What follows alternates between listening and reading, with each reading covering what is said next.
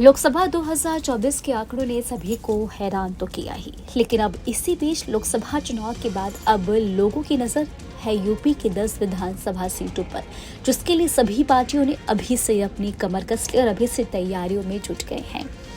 आपको बता दें कि अब यूपी में 10 विधानसभा सीटों पर उपचुनाव की बारी है। लोकसभा चुनाव नतीजों से उत्साहित समाजवादी पार्टी और इसके प्रमुख अखिलेश यादव का ध्यान पीडीए फॉर्मूले पर है, जिसमें बता दें कि पिछड़ा दलित अल्पसंख्यक फॉर्मूले को आगे बढ़ाने पर उनका फोकस है। तो वहीं सूबे की सत्ता पर काबिज भारतीय जनता पार्टी के सामने उपचुनावों में जीत के साथ साख बचाने की चुनौती होगी। इन उपचुनावों में दलित मतदाता की फैक्टर साबित हो सकते हैं। बीजेपी और सपा दोनों ही दल दलित मतदाताओं को अपने पाले में करने की कोशिश में जुटे हुए हैं। आपको बता दें कि यूपी में 10 विधानसभा सीटों पर चुनाव होना है। इसमें कन्नौज से सांसद निर्वाचित होने के बाद सपा प्रमुख अखिलेश यादव के इस्तीफे से रिक्त हुई मैनपुरी जिले की करहल और फैजाबाद के सांसद रवदेश प्रसाद के इस्तीफे से रिक्त हुई मिल्कीपुर के साथ ही कटहरी, कुंदरकी, गाजियाबाद और खैर विधानसभा सीट भी शामिल है। बता दें कि फलपुर, मीरापुर, मंझवा और सीसामऊ विधानसभा सीट के लिए भी उपचुनाव होने हैं। जिन 10 सीटों पर उपचुनाव होने हैं, इनमें से 5 सीटों पर 2022 के चुनाव में सपा के उम्मीदवार जीते थे। बता दें कि बीजेपी के पास 3, निषाद पार्टी के पास 1 और जयंत चौधरी की अगुवाई वाले राष्ट्रीय दल के पास 1 सीट थी। बता दें जानकारी के लिए कि विकास और स्थानीय समस्याओं के साथ ही उपचुनावों में संविधान और आरक्षण का मुद्दा भी छाए रहने की संभावना है, जो कि जताई जा रही है। आपको बता दें कि लोकसभा चुनाव में 2019 की 62 सीटों के मुकाबले पार्टी के 29 सीटों के नुकसान के साथ 33 पर आने के पीछे बीजेपी के नेता भी संविधान और आरक्षण के मुद्दे पर विपक्ष की ओर से आगे गड़े हुए नैरेटिव के मुख्य को वजह मान रहे हैं। आपको बता दें, चुनाव नतीजों की समीक्षा करने लखनऊ पहुंचे संगठन महासचिव बीएल संतोष के साथ मीटिंग में भी दलित और ओबीसी वर्ग से आने वाले नेताओं ने ये मुद्दा उठाया।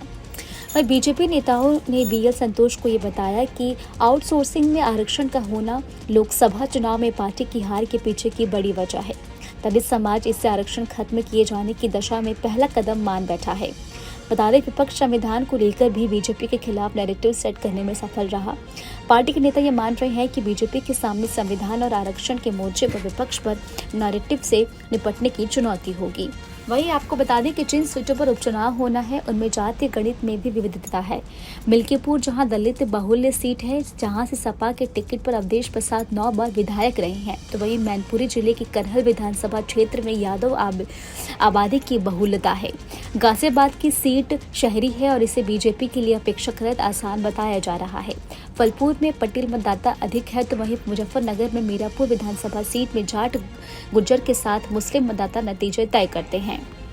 जानकारी के लिए आपको बता दें कि यूपी में बीजेपी की सीटें कम होने को लेकर उंगलियां सीएम योगी आदित्यनाथ की ओर भी उठी। योगी सरकार के कामकाज के तरीके पर सवाल उठे तो यह भी कहा गया कि ब्रांड योगी की वैल्यू कम हुई है। हालांकि लोकसभा चुनाव के लिए उम्मीदवार चयन में सीएम योगी की सीधी भूमिका नहीं थी। सीएम योगी के पास उपचुनाव में अपनी सीटें बचाए रखने हुए विपक्ष की जीती सीट हासिल कर यह साबित करने का मौका है कि यूपी के जनमन पर उनकी छाप मत नहीं पड़ी। उपचुनाव में बीजेपी का प्रदर्शन अगर कमजोर रहा तो पार्टी के भीतर विरोध के स्वर और तेज हो सकते हैं। सीएम योगी को भी इस बात का अंदाजा होगा। आपको हमारा वीडियो कैसा लगा, हमें कमेंट बॉक्स में आप जरूर बताएं। देश दुनिया के तमाम और उत्तराखंड छोटी बड़ी खबरों के लिए अपने न्यूज़ चैनल को सब्सक्राइब करना बिल्कुल भी ना भूलें।